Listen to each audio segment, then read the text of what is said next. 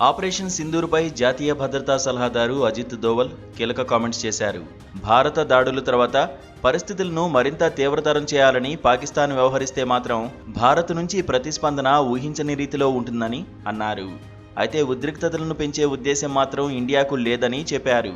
ఇదే విషయాన్ని America, Britain, Saudi Arabia, Japan, రష్యాలకు అజిత్ దోవల్ వివరించారు. పహల్గాం ఉగ్రదాడి తర్వాత భారత ఆర్మీ ప్రతీకార చర్యలు తీసుకుంది.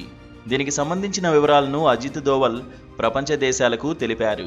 ఆపరేషన్ సింధూరులో భాగంగా ఉగ్రవాద స్థావరాలను మాత్రమే టార్గెట్ చేసుకుని దాడులు చేసినట్లు వివరించారు. భారత మిత్ర దేశాలతో పాటు భవిష్యత్తులో సమాచారం పంచుకుంటామని అన్నారు.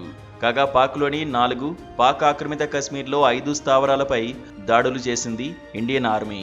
అంతర్జాతీయ సరిహద్దుకు 30 కిలోమీటర్ల దూరంలో ఉన్న లష్కరే తోయిబాకు చెందిన గుల్పూర్ టెర్రర్ క్యాంపు సహా 9 ప్రాంతాలను లక్ష్యంగా చేసుకుని భద్రతా బలగాలు క్షిపణులు ప్రయోగించాయి. ఇప్పటివరకు అక్కడ 80 మంది వరకు ఉగ్రవాదులు మృతి చెందినట్లు వార్తలు వస్తున్నాయి. జైషే మహ్మద్, లష్కరే తోయిబా క్యాంపుల్లోనే అత్యధిక మంది ఉగ్రవాదులు చనిపోయినట్లు తెలుస్తోంది.